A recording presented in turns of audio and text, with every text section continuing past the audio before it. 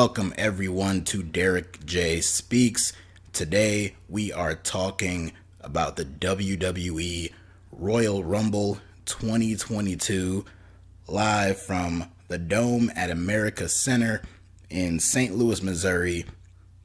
A 44,390 seat attendance for this show that overall was okay, but had very mixed results in terms of many of the matches that took place on this show. We had a very good opening match for the Universal Championship with a finish that left a lot to be desired. We had a very good WWE Championship match that had a very predictable finish, but one that made sense. We had a Raw Women's Championship match that was completely ignored because part of the arena was on fire. We had a mixed tag team match that no one really cared about. And we had two different Royal Rumble matches. One for the men, one for the women. The women, their match took place earlier on in the show, and overall was good. I would not really go past good, but it was good. It had its moments, and it was fine for what it was. The men's Rumble was not good. It was very underwhelming. It was very disappointing. But worse than all of that, you can throw all those words at it, even the moniker of worst Royal Rumble match ever. I saw that thrown around. It's a nice, sexy little title to go along with that match. But that match highlighted an even bigger issue with WWE, and that is the severe lack of star power on this roster, at least in terms of the men. The women, you can argue they may or may not have that same problem. I do not believe they do. The men, it is far more evident, and that Royal Rumble match was the clearest example of it. There are very few true, legit stars on either show, either Raw or SmackDown, that you can look at with any sort of credibility, any sort of momentum, any sort of importance. And it hurts matches like this where you're supposed to watch and be invested. 30 guys coming out there all vying for a shot at a world championship in the main event of WrestleMania. Which person is going to break out and have a big performance and is going to look good and looks like a legitimate threat to either championship? Almost no one in that match looked anywhere close to being a potential contender for either world championship on the roster. There was a long stretch in that match where guys were coming out who are mid-card at best, who you knew had absolutely no shot of winning this match. There were no real surprises in there. You had a few celebrity cameos in there, and ironically, they got some of the biggest reactions of the entire match. Why? Because a lot of the other guys who are current people on the roster got next to no reaction.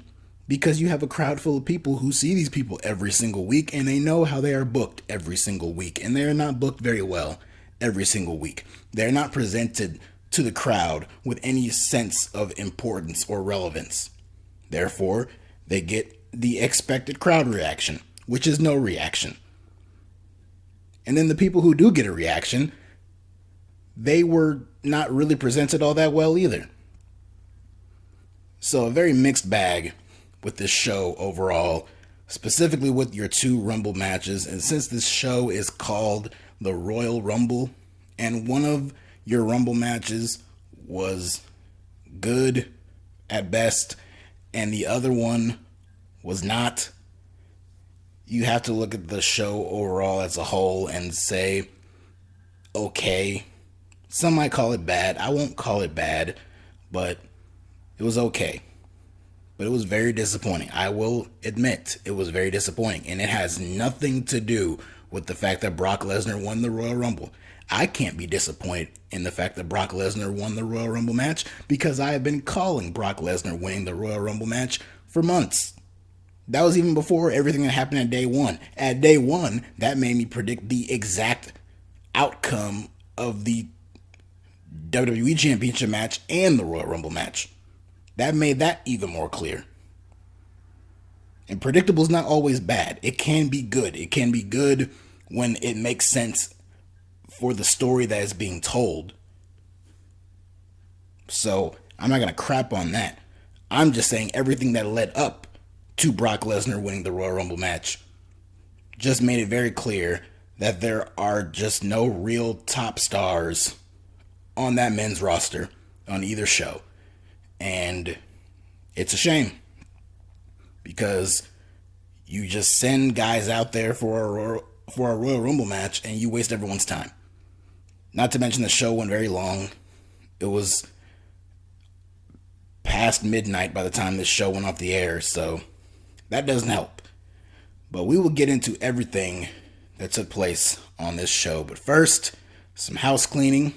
If you like what you see, if you like what you hear, hit that like button, hit that subscribe button, and subscribe to this channel, DerekJ Speaks. If you're watching this right now on YouTube, hopefully you enjoy it. You enjoy the nice little graphic there on the screen. But if you want to listen to this on the go, if you want to download it and listen to it later, there is a link in the description for this audio that is extracted from the video. So if you like to download that and listen to that on your own time, that's perfectly fine. Subscribe to the channel, DerekJ Speaks, for more content like this, talking wrestling, talking anything else I want to talk about, movies, TV shows, everything of the like. And of course, follow me on Twitter at DerekJ Speaks, where I post very regularly, very weekly, about all kinds of different things that I want to talk about within the wrestling world and everything outside of it. So with that out of the way, let's go ahead and get into this show.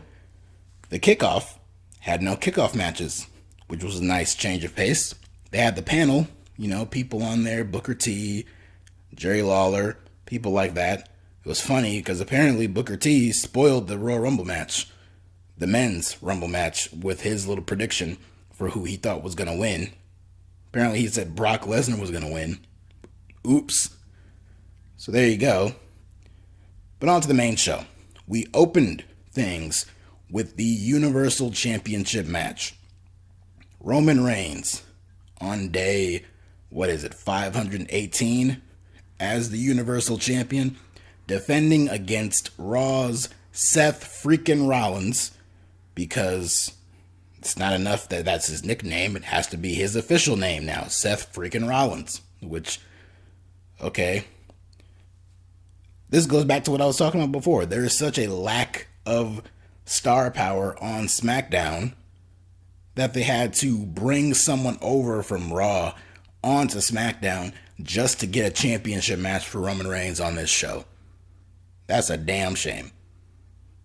But nonetheless, Seth Rollins makes sense as an opponent for Roman Reigns, as evidenced by this match and the story that was being told. There is a lot of history between Roman Reigns and Seth Rollins going back to their Shield days, and they presented this story as Seth Rollins has always beaten Roman Reigns when it counts, when it matters the most, when the lights are on bright, when a championship is on the line. Roman Reigns cannot get the job done against Seth Rollins. And Roman has this deep-seated hatred for Seth Rollins for what he did to the Shield. When he took a steel chair to the back of Roman, broke up the Shield, went off into the Authority, and everything that has come from that since. Roman Reigns, despite trying to get over it, has been unable to. I guess all those times they had those 100 different Shield reunions when Dean Ambrose was leaving the company, I guess even through all of that, Roman Reigns still had this deep-rooted hatred for Seth Rollins. I guess that's what we're supposed to believe. So Seth was playing mind games with Roman Reigns heading into this match, coming off very heelish. This was technically heel versus heel, even though the crowd was firmly behind Seth Rollins throughout this match, especially for what he did before the match even started. Roman Reigns makes his big entrance, And then out comes Seth Rollins with some very familiar music, that being the theme music for The Shield. And Seth Rollins, through the crowd, came out in his old Shield attire with the tactical vest and everything, dressed in all black, got the black gloves. He comes out dressed like Seth Rollins from The Shield. So I thought that was very funny. Nice troll job from Seth Rollins towards Roman Reigns here. And all it did was just piss off Roman. So the match starts. All of this is just completely throwing Roman off his game. He's trying to mix it up with Rollins, and Rollins is just laughing in his face. He's mixing it around with him. Completely throws him off his game. Eventually, it leads to Roman going to the outside. Seth hits a bunch of dives through the ropes, connects with Roman. Rollins hits a springboard, comes off the ropes in the ring, and Roman catches him in midair with a huge uppercut. With Rollins laid out over the ropes, Roman goes to the outside on the apron, hits a drive-by dropkick right to the side of the face of Seth Rollins. Both men are on the outside now. Roman dives off the steel steps, seemingly looking to collide with either a clothesline or a Superman punch, something like that. He goes after Rollins, comes off the steel steps, but Rollins catches him, kicks him in the gut, lifts him up, and hits a power bomb, or a shield power bomb, as Michael Cole put it, through the announce table. Rollins gets him back in the ring, goes up top, hits a frog splash, only good for a 2 count. Rollins goes back up. He goes for the Phoenix Splash, but Roman moves. But Rollins manages to land on his feet. Roman goes for the spear. Rollins blocks it, hits the buckle bomb, then hits the stomp. Crowd's going crazy. They're in a frenzy here. Ref goes for the count. 1, 2, just barely. Roman gets his arm up, breaks the count. A very close near fall. They got me here. They got me. I give them all the credit in the world. This got me right here. This was a really great spot and very clever. I was hooked. I was sold that Seth Rollins was about to win the championship here. So, very nice job from both men here. At some point here, I assume it was because of the stomp, but Roman got a mark on the side of his face. Looked like the side of his face and his eye was starting to swell up a little bit. Rollins goes for the stomp again, but then Roman catches him with a wicked clothesline, just turns him inside out. Then Roman goes for the ground and pound. He mounts Rollins and just starts raining blows down upon him. Gets him up for a huge power bomb, only good for a 2 count. Reigns starts talking smack to Seth, just starts talking a bunch of shit, and Rollins is laughing the entire time. He's laughing right in Roman's face the entire time. Roman goes to deliver more blows on Seth, connects with a few of them, but then Rollins locks him in a triangle choke. Locks it in for a little bit, but then Roman manages to power out of it and hits him with a powerbomb. He tosses Rollins shoulder first into the steel post. Slips out to the outside. Roman throws him into the timekeeper area and then into the steel steps. Gets him back in the ring, hits him with a Superman punch, only good for a 2 count. Goes to the outside. Roman hits a spear out there, throws him back in the ring, does the ooh-ah, and goes for another spear, but then it is caught mid-spear by Seth, hits him with a pedigree, only good for a 2 count. A nice callback to their match at Money in the Bank back in 2016. That was a really cool near fall spot back in that match. We see Rollins go for the stomp again. Roman prevents that from happening. It looks like he's about to hit Rollins with the rock bottom, but then that is prevented. Rollins starts kicking at Roman, and Roman hits Rollins with an uppercut. He hits the spear again, And then Rollins is continuing to laugh, and he, despite the pain and selling the ribs and midsection from that spear, he is laughing, and he even extends his arm out for a fist bump, a la The Shield.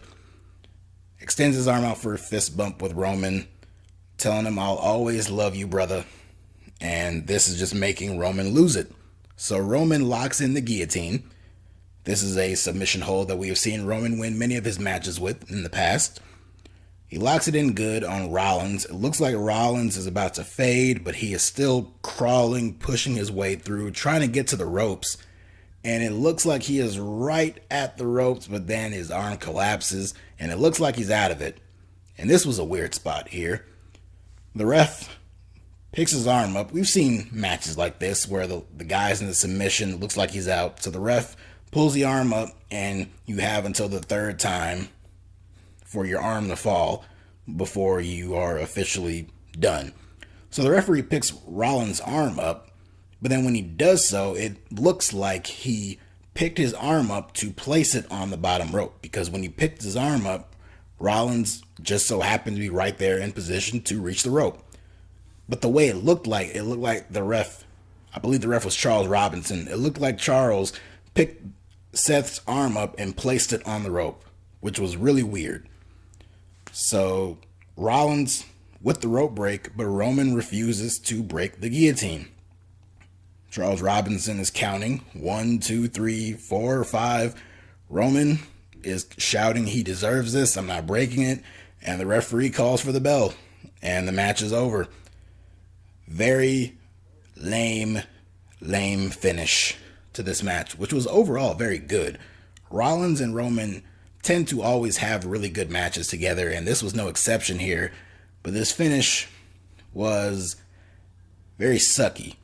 But it made sense because of the story that was being told going into this match, the story that was being told throughout this match, and of course the story that was continuing to be told once the match was over.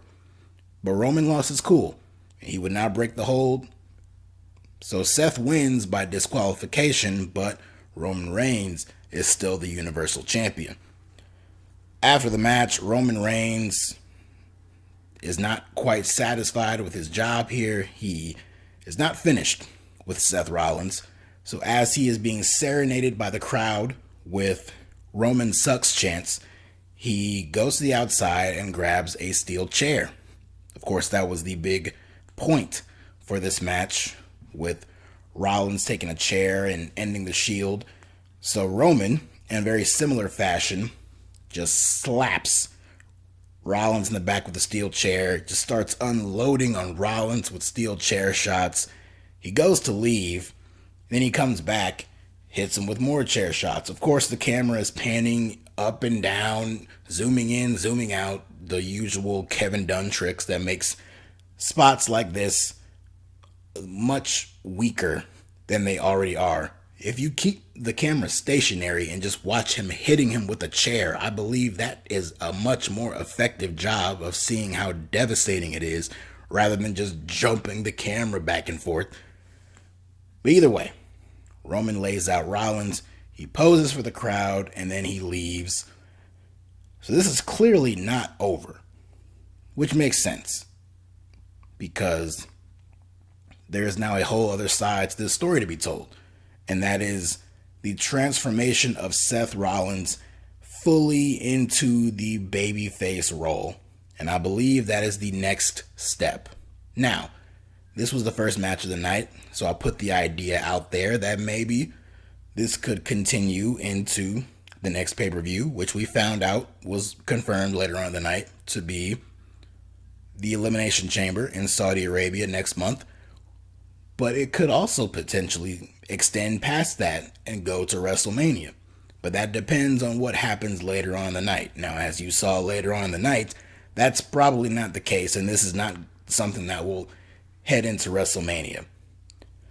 But now I'm pretty sure that this is going to set up some type of stipulation match between the two at the Elimination Chamber pay-per-view in Saudi Arabia.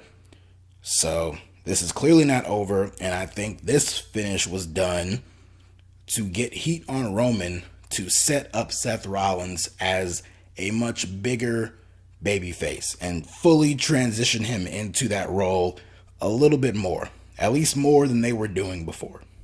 So, good match, shitty finish, but a finish that makes sense because it looks like they are setting up a rematch, and it looks like even more than that, they are setting up Seth Rollins to be the fully established babyface in this feud. So, we'll see how that plays out. Up next, we had the Women's Royal Rumble match, the first of 2 Rumble matches on this show. Started things off with the number 1 entrant, Sasha Banks, coming out with Sailor Moon cosplay on. Sasha Banks was not expected to be in this match. She got injured at a house show a few weeks ago, and it was reported that she'd be out for 4 to 6 weeks. And while she would not potentially miss WrestleMania, she would most likely miss the Royal Rumble. But then this past week on SmackDown, we saw her return and announce that she'd be in this match. So here she was. And then number 2 was Molina. In all these years of Royal Rumble matches and different women from the past, from the Divas era of WWE coming back, Molina has not been one of those names, and finally she got her big moment here. She had the entrance with the splits, everything. Looked great. Crowd's going crazy for her. Have a big face-off with her and Sasha. They mix it up a little bit, and then just like that, Molina's eliminated. Which looked pretty weird. It looked like, well, that was very odd. What a waste of a spot for Molina to be out here. Number 2 in the Rumble match, and she's just gone just in a matter of seconds. But by many people who were very astute in watching this match, it looked like it may have been a botch, and Molina was not supposed to get eliminated that quickly, and it looked very accidental. Was not the only accidental elimination that took place on this show. The other one was far more unfortunate and was just a good visual representation for that men's Rumble match, but we'll get to that much later on in this review. So out at number 3 was Tamina. Oh joy. At number 4, we had Kelly, who looks even better now than she did when she was originally in the company. At number 5, we had Aaliyah. Number 6, we had Liv Morgan. Number 7, we had Queen Zelina Vega. And then after this point, we go cut back to the action here. Tamina sent Sasha Banks over the top rope. She and Sasha are mixing it up. Sasha pushes away Tamina, but Sasha has been put over the top rope. And out of nowhere, Queen Zelina Vega comes in and drop kicks Sasha right off the apron, and Sasha's eliminated just like that. Even before the 10th entrant to come out in this match, Sasha is gone. Very shocking elimination, and one that was very disappointing to see. Even if Sasha was not going to win, which clearly she was not going to, but even if you could have gotten way more mileage out of her in this match. She could have gone much longer, much deeper into this match than she did. Hell, the next person out at number 8 was Bianca Belair. How do you not at least have a face-off between Bianca Belair and Sasha Banks in this match? In a different world, it would have come down to the two of them, and that would have been a great final 2 in the match. But things being what they were, you see why that did not happen. I just don't understand why Sasha needed to be taken out this early. Maybe she's not fully healed. Maybe she was cleared enough to do a little bit in this match, but that's it. If that was the case, then have her come out later, around the time where bigger names were in the match, and she does not get eliminated by Zelina Vega. But whatever. I'm not going to complain too much about that, because trust me, there's a lot more complaining to do for the men's Royal Rumble match. So if you like that, stay tuned. Like I said, Bianca Belair came out at number 8. Dana Brooke came out at number 9, along with Reggie. Number 10, we had Michelle McCool, the better half of The Undertaker. She tried to eliminate Dana Brooke at one point, but when she did, Reggie was on the outside to catch her, but then got her back in the ring, and eventually Michelle McCool did eliminate Dana Brooke. So there she went. At number 11, we had Sonja Deville, who came out, of course, wearing her jacket, which signifies that she is still a WWE official and you cannot put your hands on her. So she was in her gear, but she was also wearing her jacket. And so she went over to the commentary team and sat in on commentary with them for a little bit of this match. Natalya came out at number 12, and at number 13, we saw Cameron, of course, the former half of the Funkadactyls with Brodus Clay back in the day, that is scraping the bottom of the barrel with former divas to be in this match. But she was only out there for a few seconds, but it did play into this ongoing story with Sonja Deville and Naomi. So Sonja Deville is on commentary, and of course Corey Graves is telling Sonja about how Cameron and Naomi broke into WWE together. They were the Funkadactyls together. They were best friends. And of course, this triggers Sonja to get in the ring because how in her mindset is like, well, if something were to happen to Cameron, that would really piss off Naomi, right? So Sonja gets in the match finally, and then she starts beating down Cameron and eliminates her. So bye-bye Cameron. Served no purpose other than to further whatever feud is going on with Naomi and Sonja Deville. And then, of course, who could believe it, number 14, out comes Naomi. So she gets in the ring, she goes right after Sonja, takes her down, and eventually eliminates Sonja Deville. So she gets a little bit of revenge and avenges her friend Cameron. Number 15, we see Carmella. At number 16 comes Ria Ripley. She got double teamed for a little bit by Carmella and Zelina Vega. Of course, if you have forgotten, Carmella and Zelina Vega are the women's tag team champions. I know that really does not mean much, but that's what they are. So they tried to double team Rhea, but then Rhea ended up eliminating both of them. Number 17, the SmackDown Women's Champion Charlotte Flair. Of course, she came out in this match. She announced that she'd be in this match, and when she won it, she would be able to go on to choose her own opponent for WrestleMania. Who made that rule? I don't know. Charlotte just said that's what she was going to do, and everybody just agreed. So there it was. So Charlotte was basically the person to beat in this match. She goes at it with a few different people, including Naomi. She tries to eliminate Naomi, but in doing so, she does so in a way where Naomi was able to hold herself up by her hands and her feet were still within the ropes, but she's hanging on the ground by her hands. So Sonja Deville, who apparently did not leave ringside, she pulls Naomi's arms out and eliminates Naomi. Naomi tries to go after her, but the referees are holding them back. So this is clearly a feud that will continue. Why is this feud happening? I don't know. But it's been going on for 5 or 6 months now. But Lord help me if I know why Sonja Deville hates Naomi so much.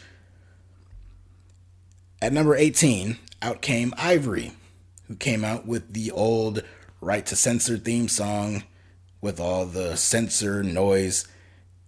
She had a microphone and she was talking about how she sees a bunch of scared little girls in the ring and how there needs to be more women taking care of men or something like that. Stuff that she would usually say back during the days of the ROTC. Oh my God, the RTC. I don't know. Maybe Ivory would have been part of the ROTC. I don't know. But either way, she got eliminated by Rhea Ripley. At number 19, we had Brie Bella.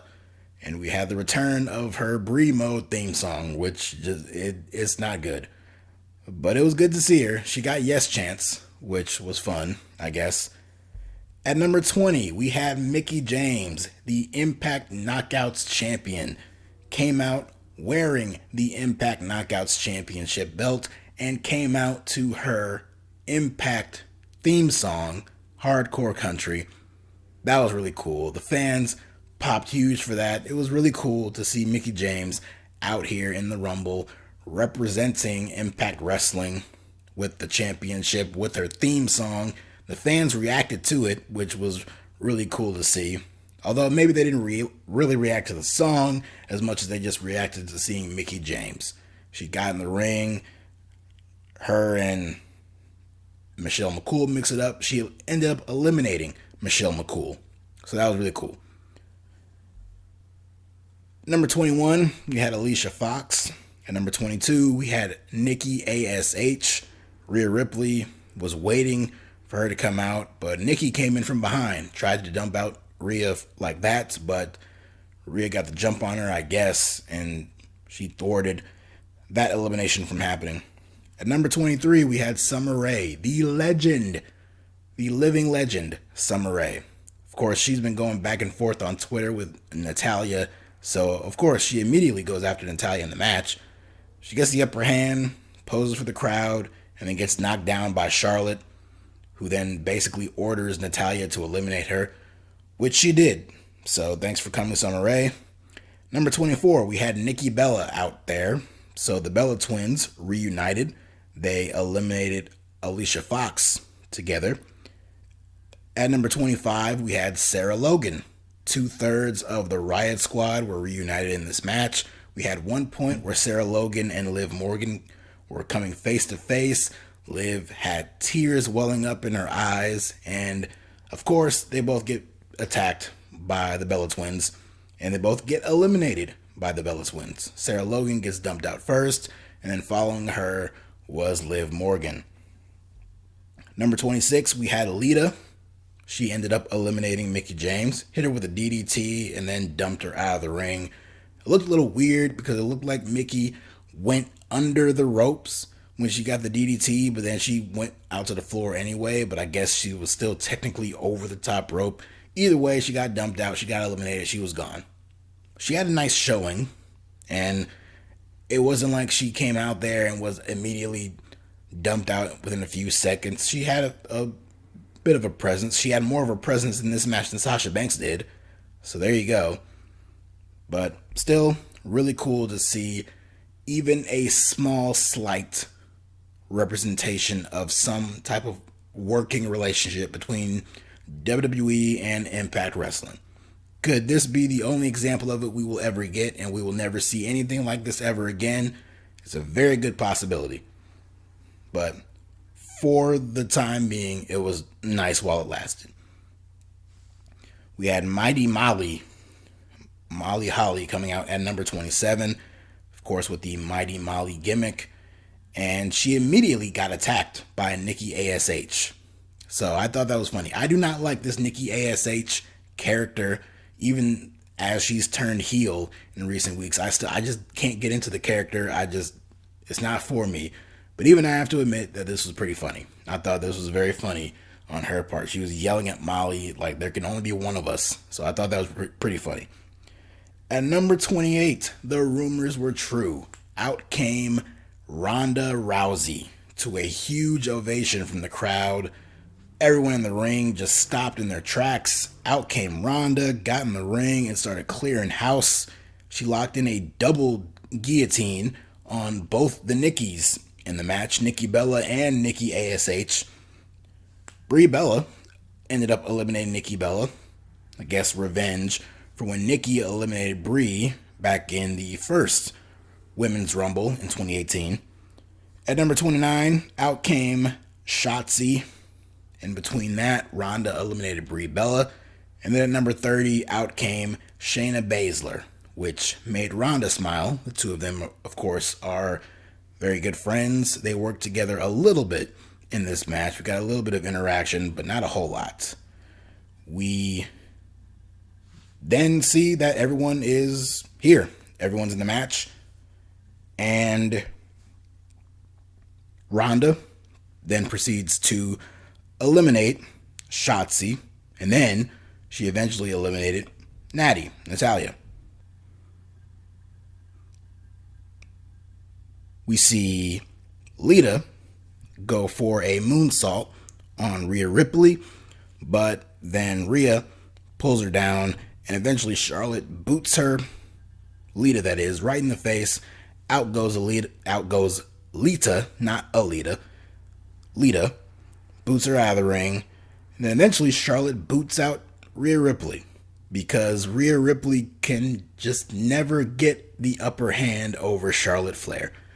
Whenever we get that match again, hopefully there is a future where Rhea Ripley beats Charlotte, because surely that is not happening anytime soon. So, it comes down to Charlotte Flair, Bianca Belair, Ronda Rousey, and Shayna Baszler. Shayna locked in the Karafuda clutch on Bianca, but Charlotte ended up eliminating both of them. So it came down to Charlotte Flair and Ronda Rousey. Very shocked crowd, but they started to get behind Ronda, which was surprising. I thought they would probably boo her, especially considering that Bianca got sent out, but they were firmly behind Ronda, and she eliminated Charlotte and won the Royal Rumble. So Ronda Rousey making her first appearance on WWE television since WrestleMania 35 in 2019. She is back, and she wins the Royal Rumble match. And she finds herself in a very interesting position because the two women's champions on Raw and SmackDown are Becky Lynch and Charlotte Flair, the two women who shared the ring with Ronda at WrestleMania 35 in that triple threat match in the main event. So, Ronda has two very interesting choices. You have the woman that she eliminated in this match, the SmackDown Women's Champion, Charlotte Flair, who did not look happy about being eliminated by Ronda. She didn't look happy about Ronda being back in general, and she looked even unhappier when Ronda eliminated her. But then you also have Becky Lynch. That is the match that most people, I can't say everyone, but majority people wanted to see. That was the main event of WrestleMania that a lot of us wanted to see at WrestleMania 35. Ronda Rousey versus Becky Lynch one-on-one for the Raw Women's Championship. Could it be a match a few years too late? You have Becky Lynch, who has yet to be pinned to lose a championship on TV in all her time as an active member of the roster since WrestleMania 35. If you remember, that match ended with Becky pinning Ronda, but you remember how she did so. She pinned her, but Ronda's shoulders was not completely down. That was something that was kind of overlooked because Ronda was going off TV for a bit. But there is a story to be told there, but there is also one to be told with Charlotte, I guess. So either match makes sense, but then at the same time, both Becky and Charlotte have other opponents that make sense for them. For Charlotte, you have someone like Sasha Banks.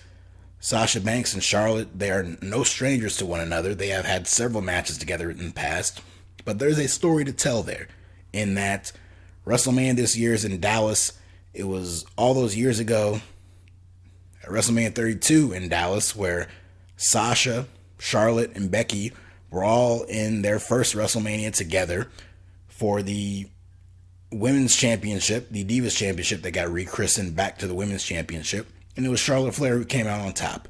Sasha Banks is looking to avenge that loss and is looking to get her first ever win at WrestleMania. In all these years, Sasha's this big star. She is the reverse Undertaker at WrestleMania in that she has yet to win a match at WrestleMania. So there's a story to tell there with her. Meanwhile, on Raw, you have Becky Lynch and Bianca Belair. That is a story that needs a resolution. Bianca Belair got beaten by Becky Lynch in 26 seconds at SummerSlam last year and has yet to get her revenge over Becky. They have had several matches since then. Each time, Becky has either escaped or cheated to win. She has evaded Bianca at every turn up to this point. So that is a story that must be concluded in some way, shape, or form in the future. Could WrestleMania be that time? Potentially. But you have two different matches there that could be held at WrestleMania that do not involve Ronda Rousey. Yet Ronda Rousey is the one who won the Women's Royal Rumble. Could they pull a WrestleMania 36 and have Ronda go after the NXT Women's Championship and go after Mandy Rose? Of course not. She's going after either Charlotte or Becky. It's just a matter of which match is the bigger match in the eyes of WWE. I know between the two, I wanted to see Becky Lynch and Ronda Rousey all those years ago, and I still feel that that is the more interesting match to do for WrestleMania. If you must have Ronda Rousey in the championship picture at WrestleMania, the champion for her to face that I have the most interest in seeing is Becky Lynch. But who does WWE perceive as the bigger star and the bigger target for Ronda to face? Could be Charlotte Flair, especially seeing as how SmackDown is on Fox. I'm sure Fox would love to have Ronda Rousey on their show.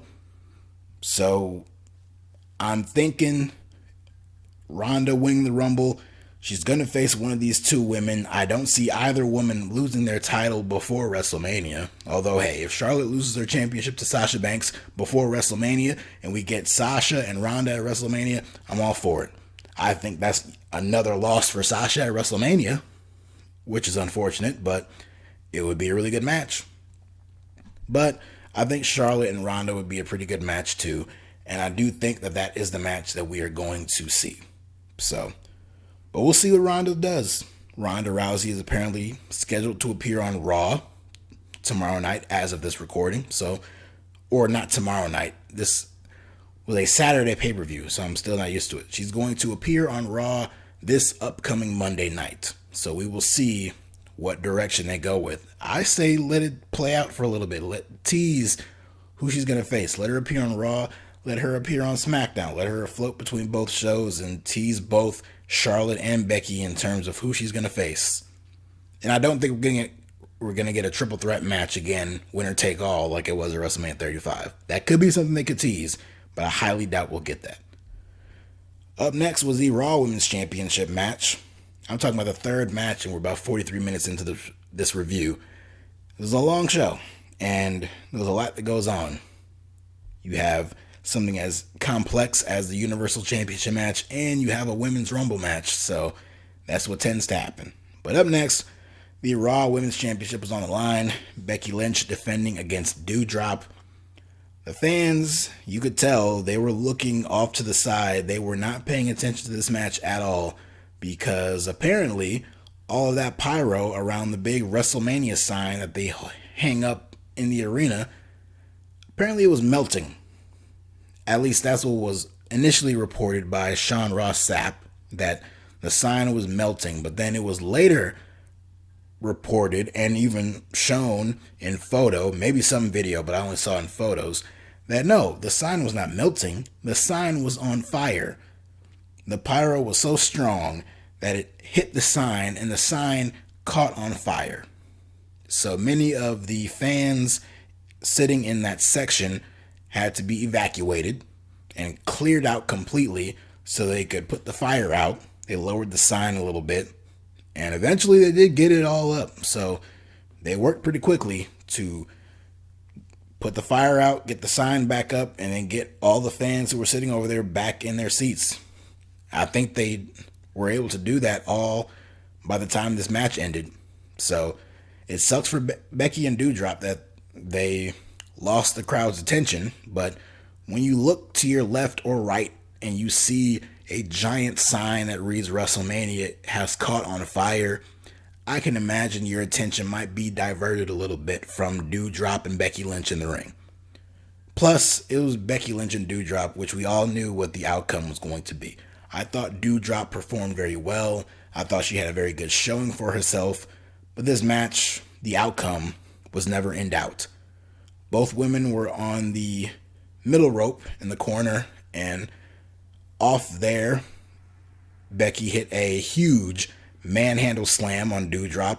Looked very cool, and it was cool enough to be the finish, which it was. Becky Lynch gets the 1-2-3 and retains her Raw Women's Championship.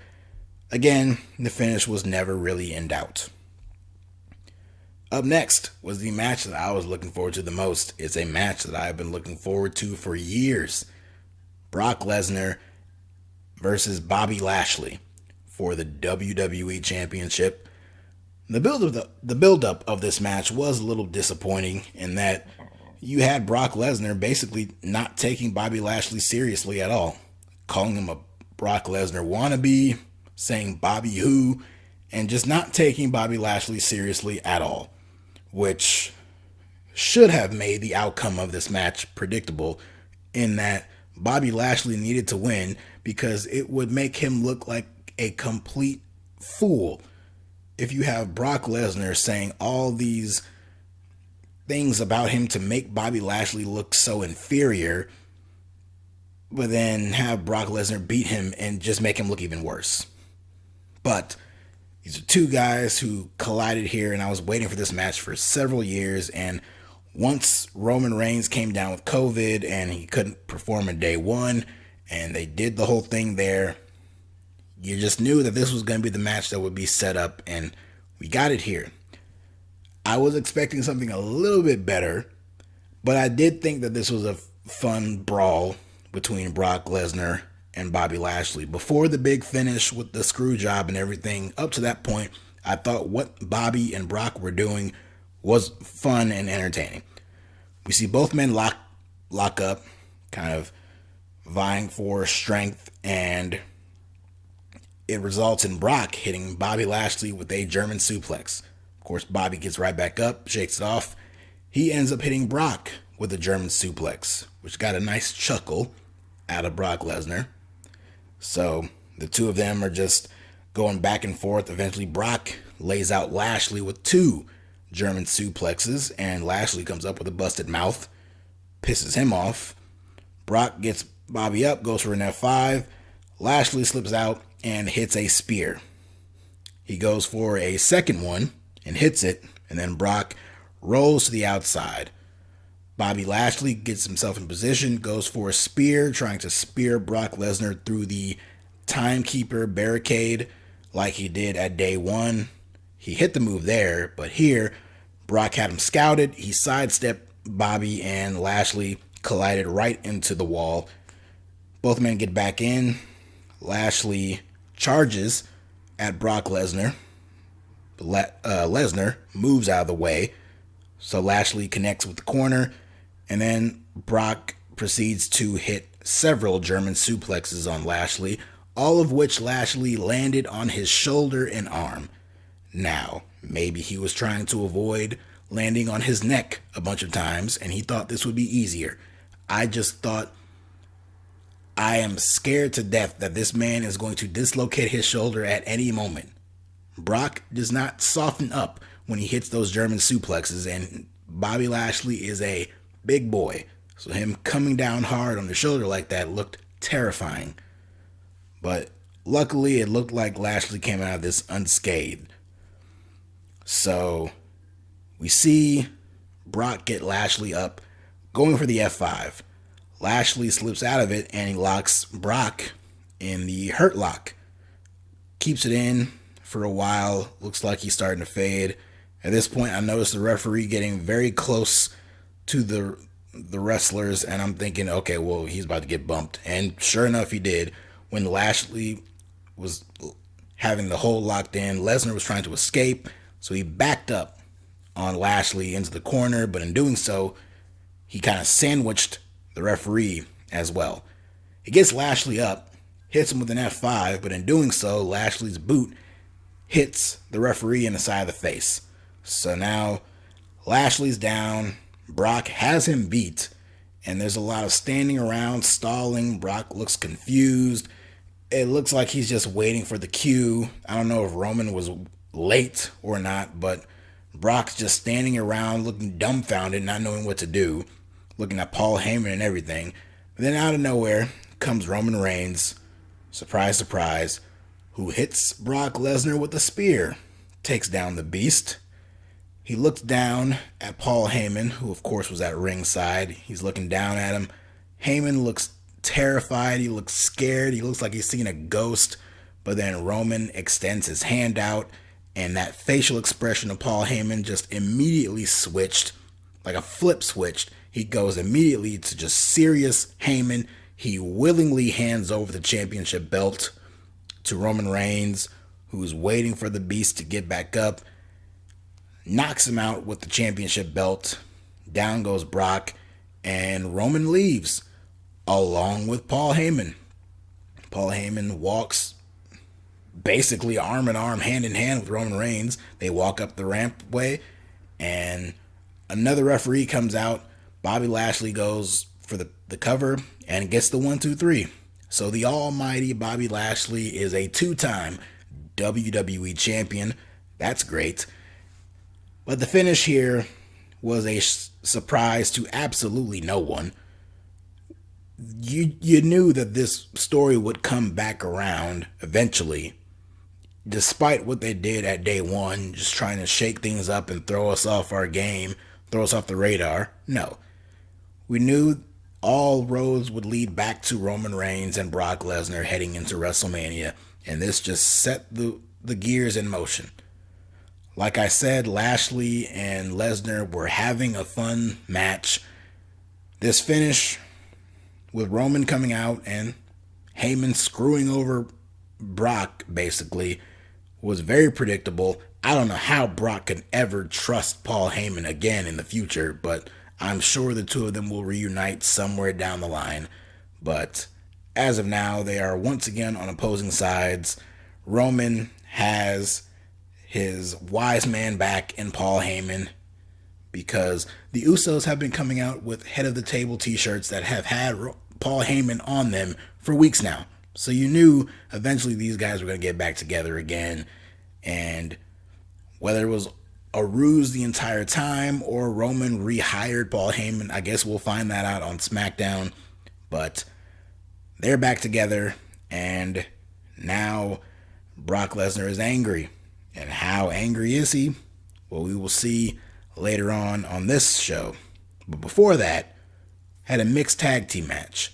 The team of The Miz and Maurice against Beth Phoenix and Edge. The It couple versus the Grit couple. I have not really cared about this feud. I didn't care when it was just Edge and The Miz. I didn't really care here. It was nice that the married couples got to face each other and got to work together and get a little pop from the crowd. Edge and Beth Phoenix got a big pop from the crowd. I think their daughters were at ringside, so it was cute for while it lasted, but this has just all been basically beneath Edge to me, and hopefully with the finish of this match, hopefully that signifies that this will be over. But Beth Phoenix powerbombed The Miz at one point, but then Maurice hit a Hurricane Rana on Edge at a different point. She hits the French Kiss DDT on Beth Phoenix, lays her out. Miz hits the skull crushing finale on Edge, only good for a 2 count. Miz and Maurice go for a double skull crushing finale on Edge, but then Beth interrupts that by spearing Maurice. A very ugly looking spear, but a spear nonetheless. Both Beth and Edge hit double spears on Miz and Maurice, and then they both get them up for a double pair of glam slams. Edge covers the Miz. 1, 2, 3. The Grit couple prevails. Beth Phoenix and Edge get the win. They pose for the crowd. Like I said, they went over to their daughters. It looked like fun, cute little moment for them. But hopefully, heading into WrestleMania, Edge is given something a little better to do. So, there you go. And then they announced that the Elimination Chamber pay-per-view is coming to Saudi Arabia on February 19th. So there you go. I assume we'll discover other championship matches to take place on that show. I don't know if a championship will be defended in the chamber. I don't know if we're going to get chamber matches to determine challengers for WrestleMania. I don't know what it's going to be, but I'm sure we will find that out in the coming weeks on Raw and SmackDown. But up next was the men's Royal Rumble match. Oh boy. Started off strong. Number 1 was AJ Styles, and number 2 was the Intercontinental Champion, Shinsuke Nakamura. Now, their matches in WWE back in 2018 were not all fantastic, but I thought they were all very good, and I thought they each got better as they went on. So, starting out with AJ and Nakamura here, there are worse ways to start off your Rumble, so I thought start off pretty good here. Number 3, we had Austin Theory. We've seen him interact with Vince McMahon himself on TV in recent months, really. So you had to expect him to be someone to look at as a nice, fresh face to get a little run in this match. Maybe last a little while, be one of the Iron Men in the match, last up until the end. It didn't really work out that way, but okay. Number 4, we had Robert Roode, who came out there, had a little face-off with AJ Styles, even got a TNA chant from the fans, which I thought was interesting. So, of course, he gets dumped out immediately by AJ Styles. Number 5, we had Ridge Holland, another younger guy on the roster who could potentially be something in the future. He was out there. In between here, AJ eventually eliminated Shinsuke Nakamura, just like that, because the Intercontinental Championship does not mean anything. Number 6, we had Montez Ford. Thought this would be a pretty good opportunity for him to showcase his talents by himself. Of course, Angelo Dawkins did come out later, so we had the Street Profits together, but I thought by himself, Montez Ford would be in a pretty good position to show his singles chops, because I do think there is a bright future ahead of Montez Ford. And there was a certain point in this match where you see Montez Ford, Ridge Holland, Austin Theory. You might not like these guys, but these are 3 guys who could potentially, if built up right, be 3 big pillar top stars in the future for this company. At number 7, Damien Priest. He's a little older, so he's not really someone who will be a future star. He's more so someone who they should honestly start building up now. And this year should probably be a breakout year for someone like Damien Priest once he sheds the dead weight of the United States Championship at WrestleMania. Number 8, we had Sami Zayn. And then number 9, we had Johnny Knoxville. Of course, the star of Jackass. Came out to the Jackass theme song, which got a big pop in the crowd, which it got a pop out of me too, because that's a really cool theme song. He came out and immediately took down Sami Zayn, just started laying in shots on Zayn. He interacted with AJ Styles for a little bit. He even got a shot in on AJ. Then AJ took Knoxville down. Montez Ford went up top, hit a huge frog splash onto Johnny Knoxville. And then Ridge Holland lifted up Johnny Knoxville and placed him over the top rope onto the apron. And when it looked like Ridge was going to shove Knoxville off the apron and eliminate him, Sami Zayn comes in with the haluva kick and gets the elimination for himself, which I'm sure was very cathartic for Sami Zayn, seeing as how Johnny Knoxville has been tormenting him on TV for the past few weeks. But then, within the next few seconds, AJ Styles eliminated Sami Zayn as well. At number 10, we had Angelo Dawkins. At number 11, we had Omos, who got the big monster spot in this match for a little bit. He eliminated both Street Profits and had a brief face-off with AJ Styles before taking him down. At number 12, we had Ricochet, who immediately got planted by Omos. At number 13, we had Chad Gable.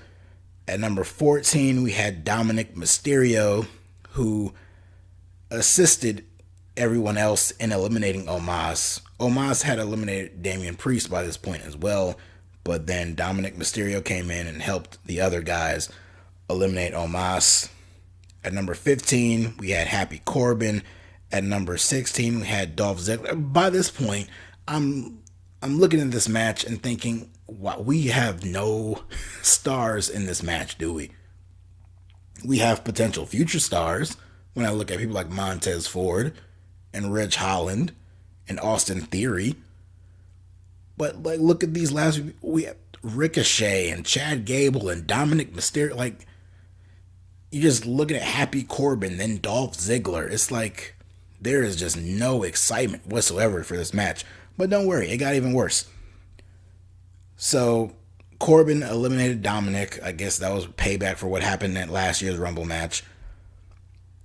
Then Austin Theory, got eliminated by AJ Styles. So, dude's been getting a lot of TV time with Vince McMahon, and he's just eliminated just like that. At least he was eliminated by a name like AJ. By this point, I look in the ring, and AJ Styles really is the only true babyface to cheer for in this match. He's one of the only babyfaces left in this match. Sheamus came out at number 17, and right as he was entering the match, Ridge Holland, his best friend, got eliminated by AJ. So Sheamus got in and immediately went after AJ. At number 18, we had Rick Boogs. At number 19, we had Madcap Moss, who worked with Corbin to lay out the competition, including AJ Styles, who Madcap Moss eliminated. Madcap Moss eliminated AJ Styles. And from there, they lost me. I was trying to stick with it. I noticed how there was a lack of star power in this match. But by this point, AJ was one of the only real stars left. I mean, I like Sheamus and I like people like that, but there's no one left in the match who you can really truly root for as someone who you want to see win it. And by that point, there was no one really. AJ Styles was not going to win this match. I don't think anyone believed that, but he was at least someone to root for. But then he got eliminated by Madcap Moss, of all people. Even Corbin eliminating him would have been a little bit better, in that Corbin's this troll douche heel. But Madcap Moss is his underling, who they really aren't building up that much. So seeing him eliminate AJ was just, that was kind of my breaking point. I'm like, okay, this match, I'm just waiting for you-know-who to come out of number 30 to end this thing so we can all go home. But before that, at number 20, we had Riddle, who came out there. But then at number 21, we had the returning Drew McIntyre. Got in the ring, immediately eliminated Madcap Moss and Happy Corbin. Went to the outside and continued to beat down both men. He used the steel steps to attack Corbin.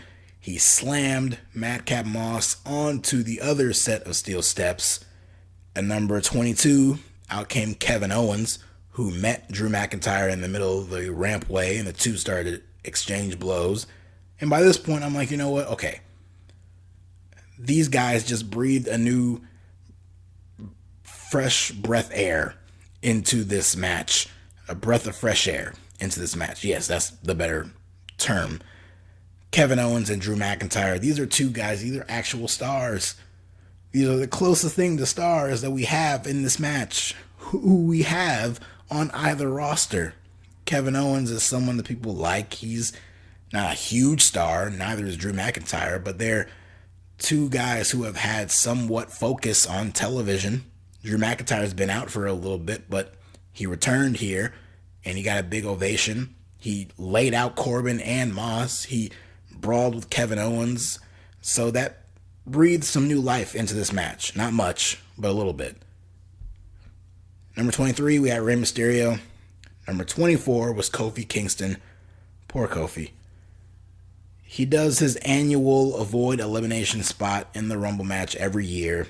This year he tried to do something again where Kevin Owens dumped him over and launched him into the barricade, and he was supposed to catch himself on the wall, but his feet ended up hitting the floor, and he was eliminated. It was looking like he was supposed to latch on to the wall and was supposed to just catch his feet into it, but then I guess it slipped, and he got eliminated anyway. They showed the replay in slow motion, and it showed both of his feet hit the floor. You couldn't even position it in a way where maybe one of his feet did.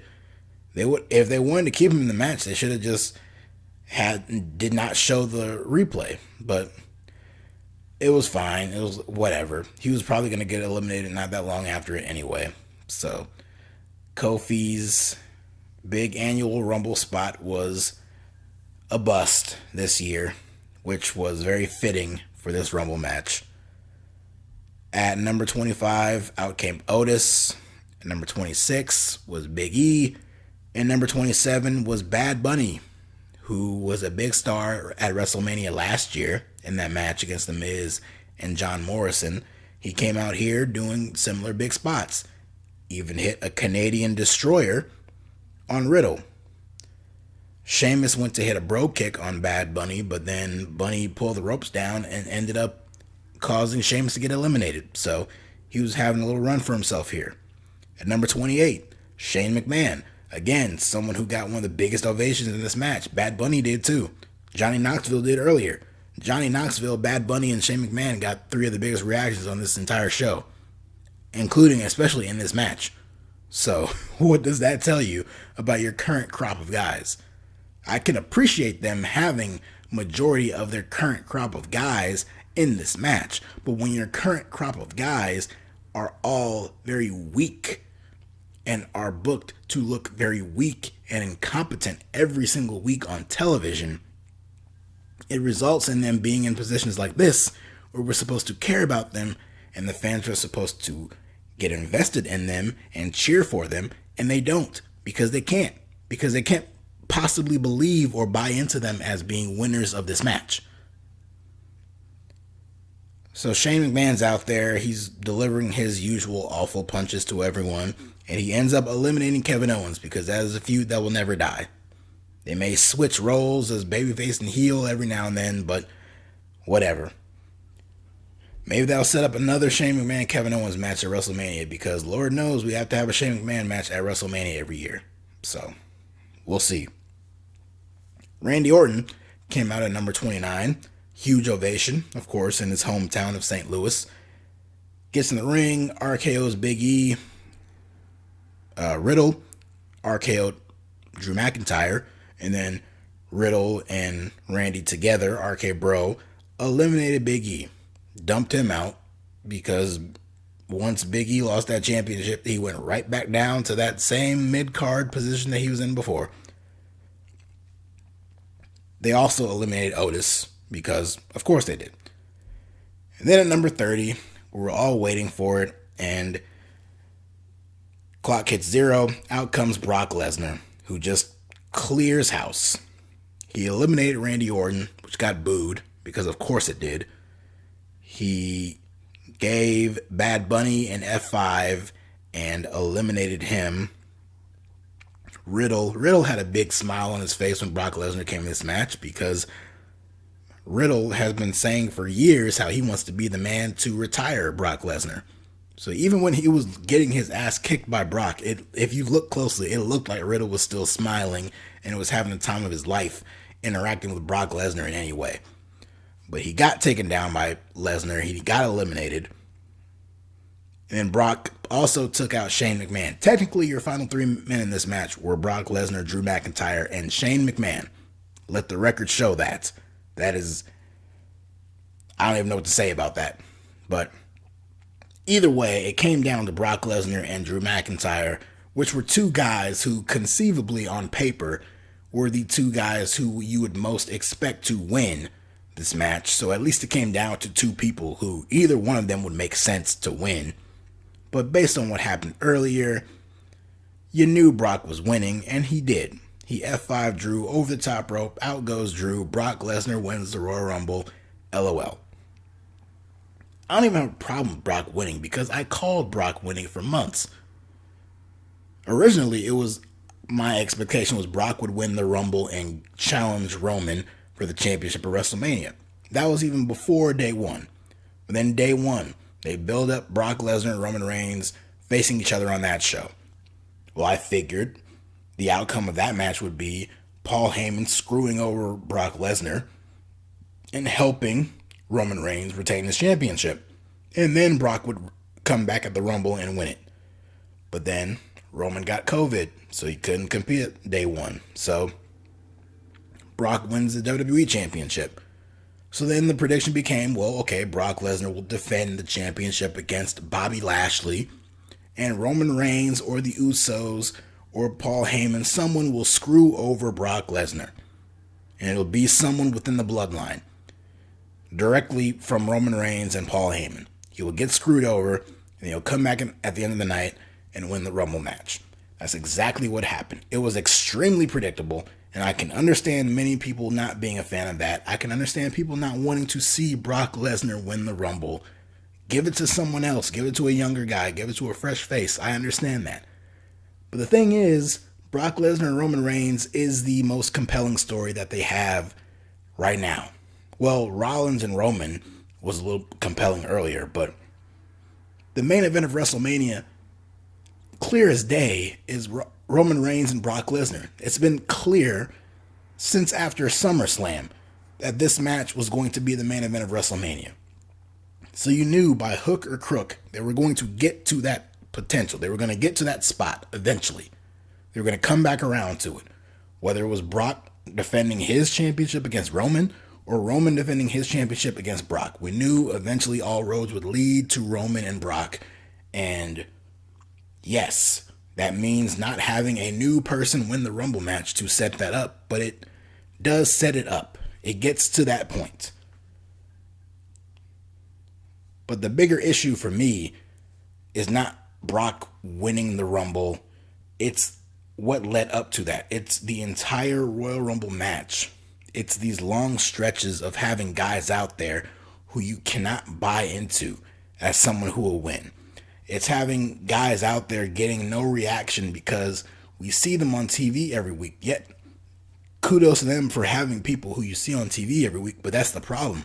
You see these people on TV every week, and they lose every week, or they're made to look incompetent every week, or they're made to look less than and inferior to people like Roman Reigns or Brock Lesnar or Bobby Lashley or whoever is at the tippy top of the roster. They're made to look like idiots every single week. So then you come out there and there's long stretches of these guys out there and you can't buy into any of them as someone who you want to root for or cheer for. You're not going to go into this thinking like, I can really believe that Dominic Mysterio is going to win this match, or Dolph Ziggler is going to win this match, or Omos is going to win this match. Thank Christ Omos didn't win this match. Or Corbin, or Angelo Dawkins, or any of these people. You have guys like a Montez Ford, or an Austin Theory, or a Damien Priest, or a Ridge Holland. Again, you might not be fans of these guys, but these are young guys who you can eventually build the company around. So you throw them in a Rumble match like this and give them a little bit of shine, give them a little bit of a spotlight, interacting with people like AJ Styles and people like that. But then they're dumped out before there's even a chance for them to do anything of note. Once Drew McIntyre came out, okay, that breathed a little bit of life into the match, but then it went right back downhill from there. You had Bad Bunny and Shane McMahon. Of course, there were absences of people like Finn Balor in this match, but again, I don't even know how much better that would have been because Finn Balor hasn't really been presented on TV as anything important either. So I can understand seeing all of that and then coming to that finish where Brock Lesnar wins, and it's like, well, there you go. There is no one else on this roster who can conceivably be a viable contender for either championship, and then it comes down to Brock Lesnar. And then that's the issue. But Brock won. Who's he going to face? Obviously, he's going to face Roman. You got to wonder if they're going to tease it. Although the commentators, Michael Cole, they were already playing up the fact that, Roman, he's got to be shaking in his boots. He's got to be scared about Brock Lesnar winning the Rumble. So that might just already tip your hat on what his decision is going to be. Bobby Lashley already felt like an afterthought when he won the championship back. So while the Universal Championship match seems very crystal clear in what it's going to be, a lot of uncertainty remains as to what the WWE Championship match is going to be. Bobby Lashley is your champion. Who's he going to face? Who knows? Big E, it looks like he's been moved back to SmackDown with Kofi in the New Day. Again, right back in that little mid-card spot that he was in before. He did an interview recently where he says he does not want to go right back down the card and be back in that spot. Well, it ain't up to him. WWE showed him and showed all of us what they really think of Big E as a top guy, which ain't that much. They put him right back in the same slot that he was before after day one. Could AJ Styles be someone? Maybe. Seth Rollins, once he's done with Roman Reigns, maybe he's full-on babyface and he enters the feud with Bobby Lashley, perhaps. Kevin Owens, maybe do a triple threat, who knows? What about Edge? Edge, it does not look like there's a real clear path for Edge at WrestleMania. Maybe Edge and Bobby Lashley. It's something new. Can't say I'm overly thrilled about the idea of Edge challenging for a championship. I can't say I'm thrilled about a WrestleMania where Edge is challenging for one championship and Brock Lesnar is challenging for another. But hey, it's WrestleMania, right? I don't know. And something tells me they don't know either. But this is the one event a year that I tend to be most excited about. And coming out of this show, I was left very underwhelmed with that men's Rumble match. I thought the show started off very good with the Universal Championship match. Despite the shitty DQ finish, I thought the story being told was strong. I thought Brock and Bobby had a very good brawl. The mixed tag was there. The Raw Women's Championship match was there. I mean, they had the solid work. It's unfortunate that the arena was on fire to distract the fans from the solid work that Becky and Doudrop were doing, but it is what it is. The Women's Rumble was not great, but it was very good. The Men's Rumble, it's not the worst. It's not the worst. 2015 is still the worst to me. But when you look at a list of the worst Rumble matches, I would put it on there. And what you would look at as one of the worst or the weaker Rumble matches, I would take the men's Rumble match and put it on that list. Among the likes of 2015, among the likes of 2014 or 1999 or 1995. Maybe there's a few others that I'm not thinking of right now. But I would put it among the list of one of the weaker and worst Rumble matches. Yeah, for sure, I would. And I bet that just makes you so excited heading into WrestleMania season. But we are officially on the road to WrestleMania. You would think that it would all be up from here, but we'll see. I went on way longer than I thought I would, but it needed it. So if you stuck around, thank you. I appreciate your viewership, and I appreciate your subscription. And if you're not, what are you doing? You've been here this whole time. Go ahead and hit that subscribe button. If you're watching this on YouTube and you're looking at this background the entire time, great on you. But if not, hopefully you went down to the description and click that link, that downloadable link, and listen to the audio of this. And either way, I hope you enjoyed this. So again, hit that like button, hit that subscribe button, subscribe to the channel, DerekJ Speaks. Follow me on Twitter at DerekJ Speaks, and I'm sure I will talk more about the fallout from the Rumble match, from the Rumble pay-per-view, and more things as we head into WrestleMania. Next time I'll be here, most likely, for sure, will be the Elimination Chamber in Saudi Arabia next month. Another Saturday pay-per-view, so that'll be cool. After that, we have AEW Revolution, which should be fun. And then we will get even closer to WrestleMania. So, thank you again for sticking around. If you enjoyed that men's Rumble match, good on you. But let me know your thoughts. Sound off in the comment section down below. What do you think of this Rumble match? What do you think of this pay-per-view? And what do you think about the direction heading into WrestleMania? Thank you again, and I'll see you next time.